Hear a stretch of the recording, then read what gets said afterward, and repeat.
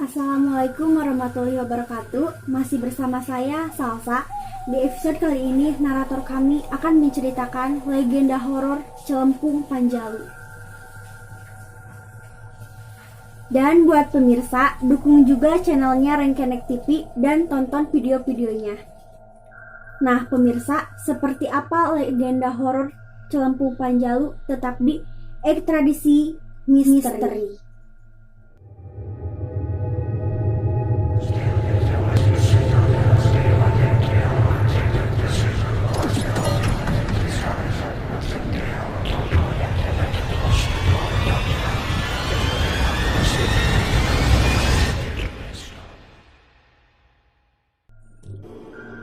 Ini adalah cerita legenda yang terjadi di daerah Panjalu tempo dulu.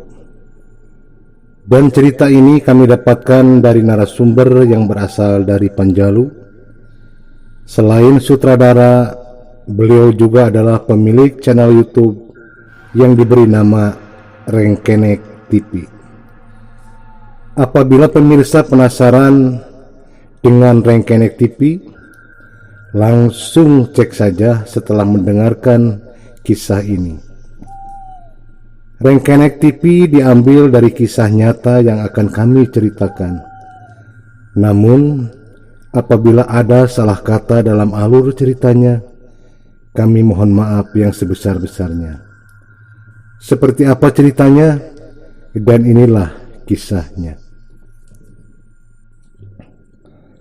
Cerita ini berawal dari keluarga yang sangat sederhana, yaitu keluarga Abah Nanta, penghuni pertama di wilayah Kampung Dukuh Panjalu, Blok Rancaberem.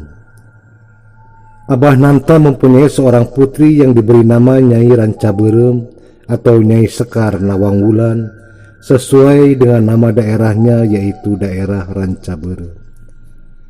Sosok Nyai Rancaberem adalah wanita yang sangat tangguh, karena Nyai Rancaberem adalah seorang petani yang selalu membantu bapaknya mencangkul dan lain sebagainya di sawah ataupun di ladang.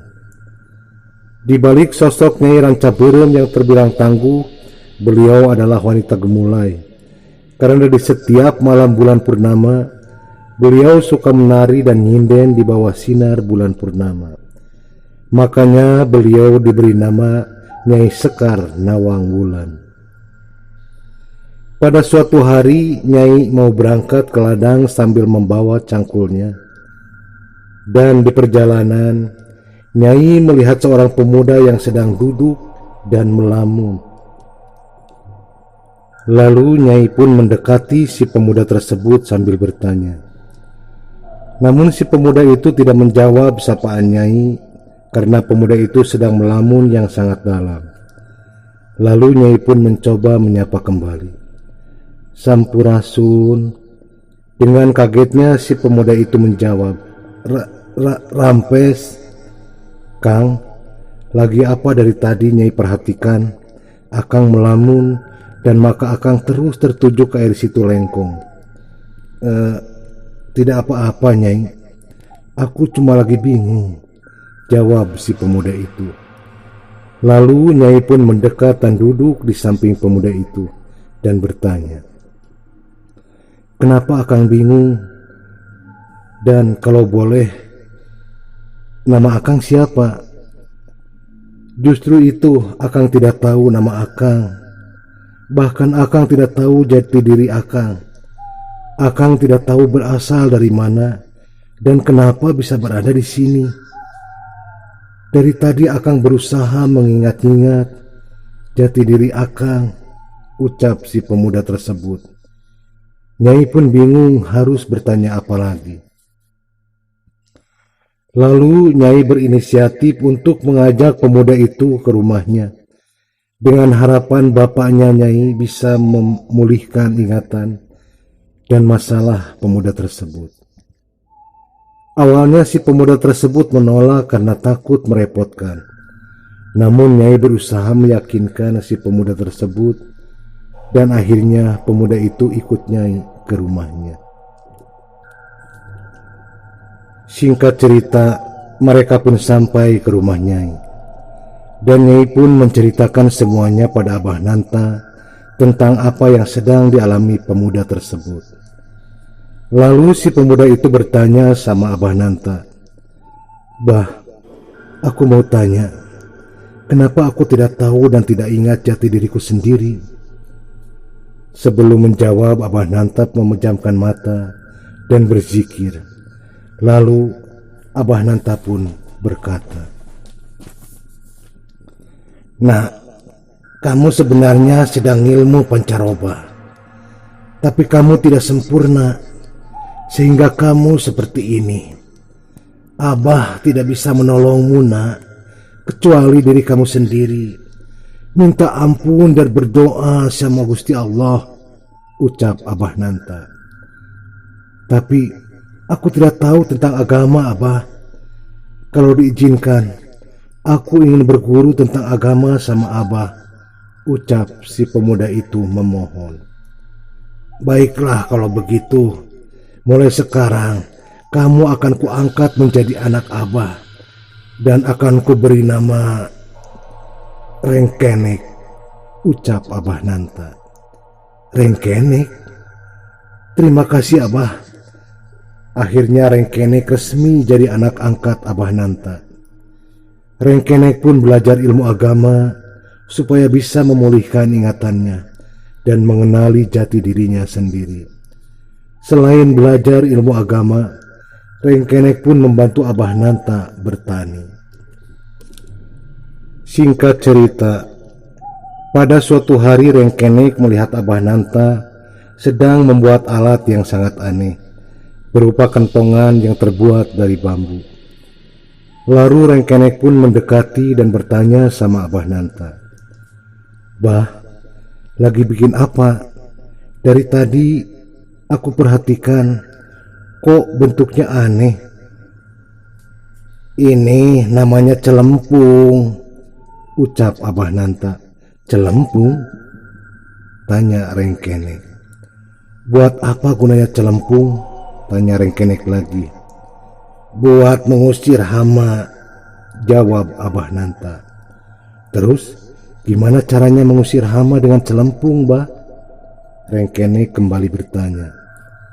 "Begini caranya," ucap Abah Nanta sambil berdiri mengambil celempung yang sudah jadi.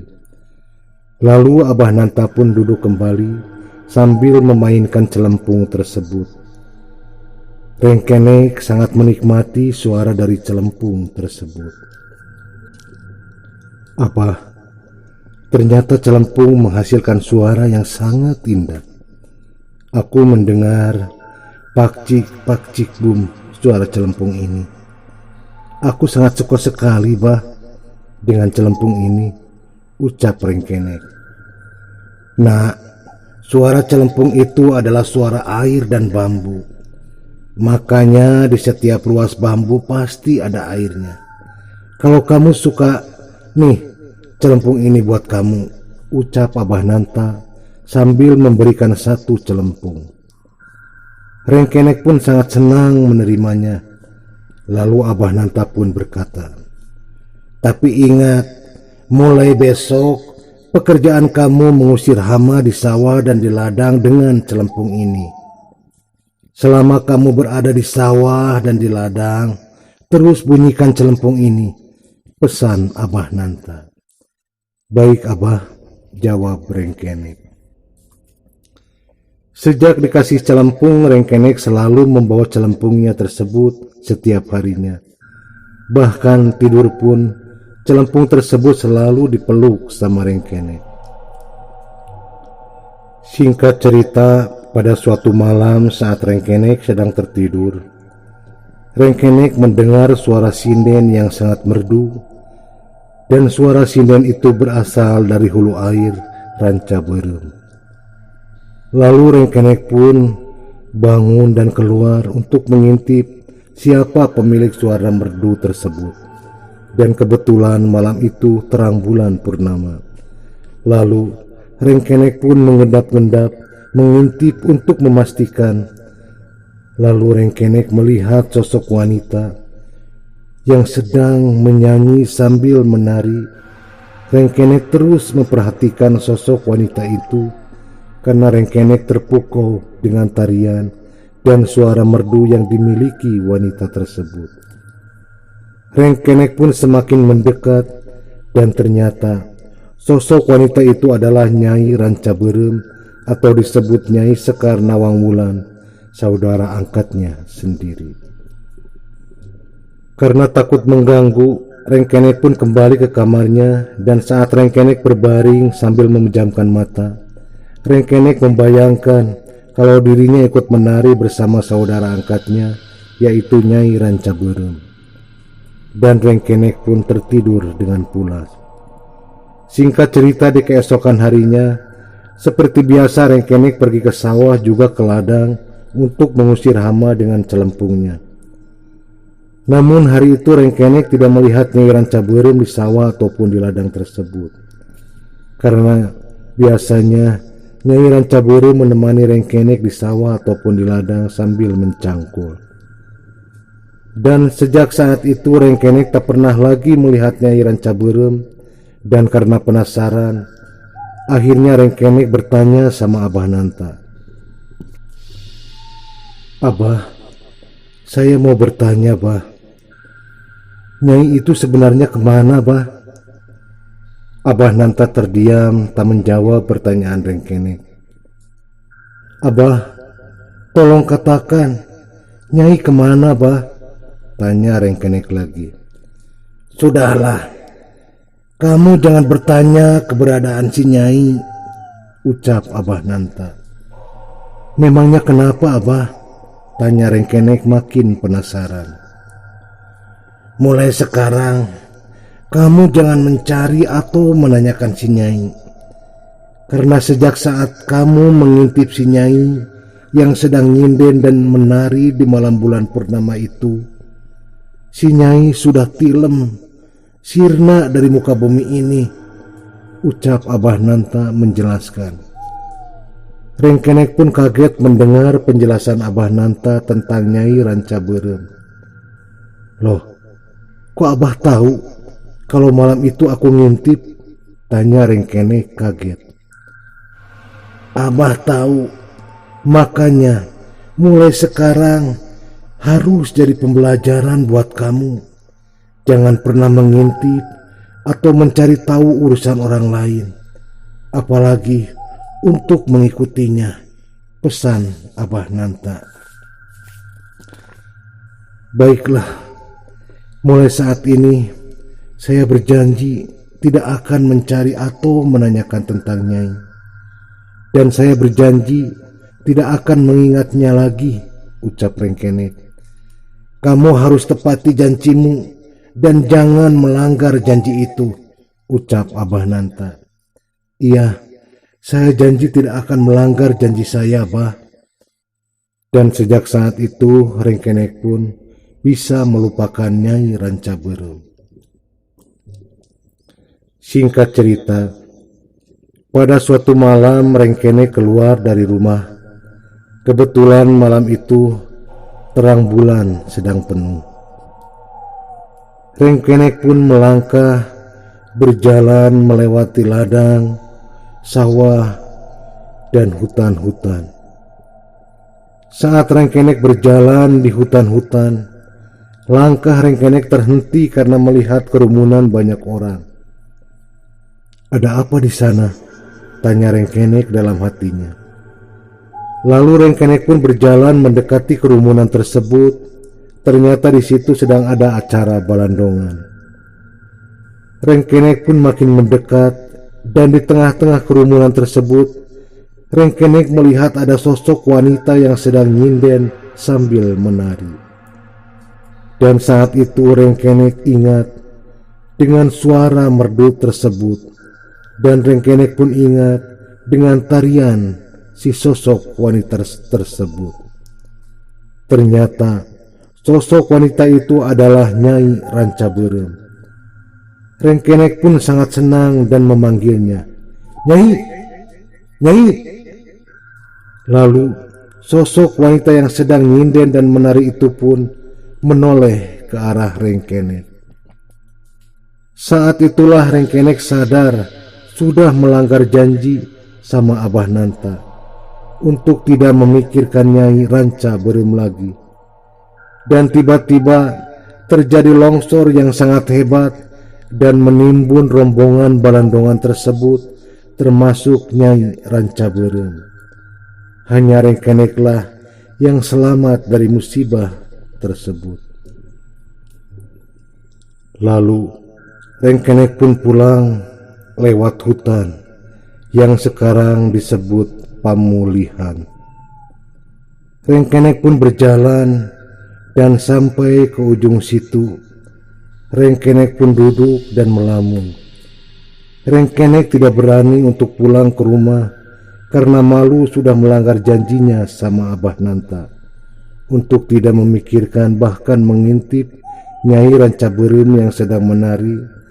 Karena sadar sudah melanggar janji, akhirnya Rengkenek pun menyeberangi situ yang sekarang disebut Pentas. Saat menyeberangi situ tersebut, Rengkenek berkata, "Bagi siapapun yang melamun atau membunyikan sesuatu yang dipukul, pasti saya akan datang." Dan setelah membuat perjanjian itu, Rengkenek pun menghilang entah kemana. Dan dampak dari kejadian itu, banyak keganjilan yang dialami para warga. Sosok Rengkenek itu sering muncul berubah-ubah wujud. Kadang berwujud perempuan, kadang berwujud macan, atau berwujud kucing. Dan ternyata ilmu pancaroba masih dimiliki Rengkenek. Lalu pantangan atau larangan pun dibuat untuk seluruh warga, supaya tidak didatangi sosok Rengkenek. Tidak boleh melamun saat beraktivitas apapun, dilarang memukul atau tatalu ke sembarangan benda kalau bukan di alatnya atau tempatnya. Dilarang berjanji kalau tidak bisa menepati. Dan ada satu kejadian yang dialami salah satu warga yang bernama Satria. Pada suatu sore, Satria berniat untuk pergi ke daerah Dukuh Blok Pentas untuk suatu keperluan. Sebelum berangkat, keluarga Satria berpesan, "Satria, kalau nanti kamu lewat Ranca Beureum, awas, kamu jangan melamun," pesan ibunya. Satria pun mengiyakan pesan ibunya tersebut. Lalu Satria pun berangkat dengan berjalan kaki. Dan di tengah perjalanan cuaca sangat mendung dan tidak berapa lama hujan pun turun, tapi tidak terlalu deras. Satria pun terus berjalan dan sampailah Satria di daerah Ranca Beureum. Dan Satria lupa akan pesan ibunya. Sambil terus berjalan, Satria pun melamun. Dan tiba-tiba dari arah bilik hilir air, Satria mendengar suara gemuruh air yang sangat deras. Satria pun menghentikan langkahnya sambil melihat ke sumber suara gemuruh air tersebut. Lalu Satria samar-samar melihat sosok berwujud hitam seolah mau mendekati Satria. Namun Satria tidak menggubris dengan apa yang dilihatnya. Hujan semakin deras serta kabut yang semakin tebal. Dengan setengah berlari, Satria pun meneruskan perjalanannya. Namun tiba-tiba saat Satria berjalan, sosok itu muncul dan menari-nari di sampingnya dengan tubuh dan wajah yang sangat menyeramkan. Satria pun berlari terbirit-birit karena rasa takutnya. Dan di setiap ada hujan disertai kabut, sosok yang menari itu selalu muncul dan menampakkan dirinya di hadapan Satria sambil menari-nari. Kehadiran sosok misterius itu selalu membuat Satria ketakutan. Bahkan Satria pun merasakan panas serta sakit-sakit di sekujur tubuhnya. Keluarga, teman, serta orang tua Satria pun mulai merasakan cemas. Dan mereka pun mulai mencari orang pintar yang bisa mengusir hantu yang selalu mengganggu Satria. Atas bantuan salah satu warga tersebut menyarankan Satria untuk datang dan menemui Abah Nanta di Ranca Berem. Mereka pun segera ke rumah Abah Nanta, namun ternyata Abah Nanta sudah tidak tinggal lagi di Ranca Berem. Hari demi hari gangguan dari sosok misterius itu semakin sering terjadi, dan Satria pun semakin melemah. Dan pada suatu hari salah seorang warga sudah berhasil menemukan alamat rumahnya Abah Nanta. Dan mereka pun segera menemukan tempat dan alamat Abah Nanta tersebut.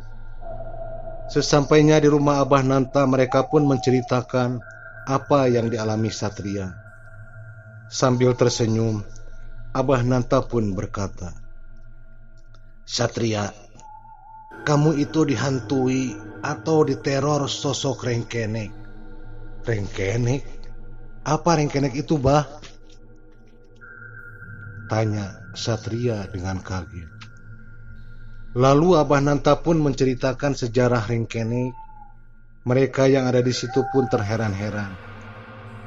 "Lalu, apa salah saya, Abah, sehingga Rengkenek mengganggu saya?"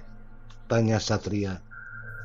"Satria, kamu sudah melanggar salah satu panterangan yang dibuat Rengkenek, yaitu melamun saat kamu melewati daerah Ranca Berem." Satria pun kaget sekaligus menyadari kalau dirinya sudah melanggar panterangan itu. "Lalu, bagaimana caranya supaya saya tidak diganggu Rengkenek lagi, Abah?" tanya Satria. "Kamu harus melakukan ritual," jawab Abah Nanta. "Ritual? Ritual apa, Abah?"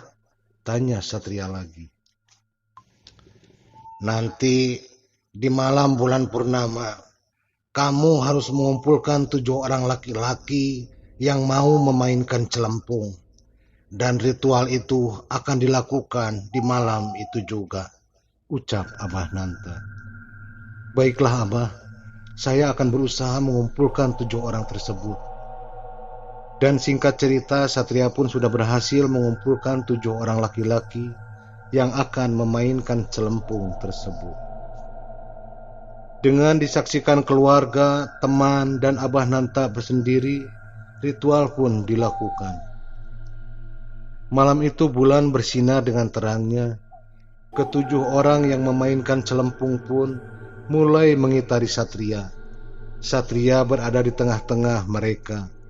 Lalu Abah Nanta menyuruh mereka untuk terus-menerus membacakan mantra berbentuk nyanyian yang berbunyi,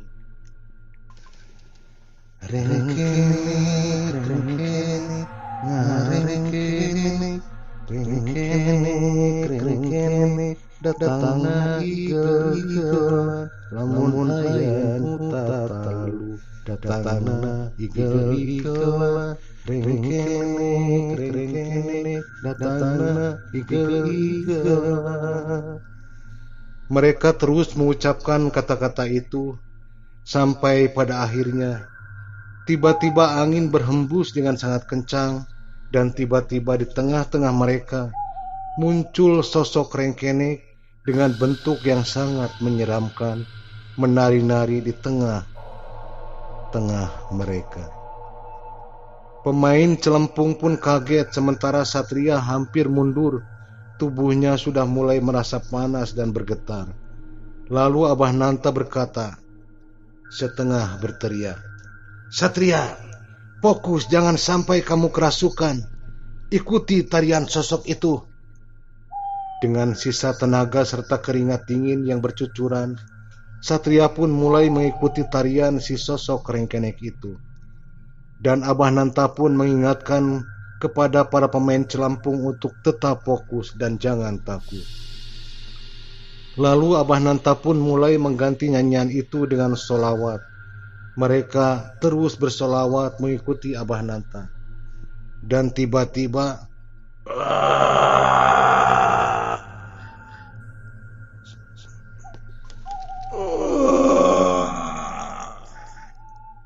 Sosok Rengkenek pun menghilang, lalu Satria pun ambruk kecapean. Begitupun pemain celempung. Alhamdulillah ritualnya berhasil, dan semua yang ada di situ pun mengucapkan syukur alhamdulillah. Lalu Abah Nanta pun berpesan, jangan melamun saat menuju waktu maghrib, dan jangan memukul-mukul suatu benda sebarangan. Itulah pesan yang diucapkan Abah Nanta, dan setelah ritual itu, sosok Rengkenek tidak pernah lagi mengganggu warga.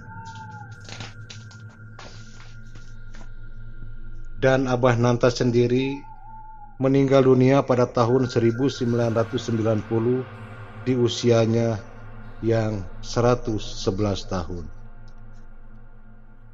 Nah, itulah pemirsa, legenda mitos dari warga Panjalu atau rakyat Panjalu tentang Rengkenek dan celempung Panjalu. Nah pemirsa, itulah ceritanya. Semoga membuat pelajaran bagi kita semua. Sampai ketemu di kisah nyata horor berikutnya. Wassalamualaikum warahmatullahi wabarakatuh.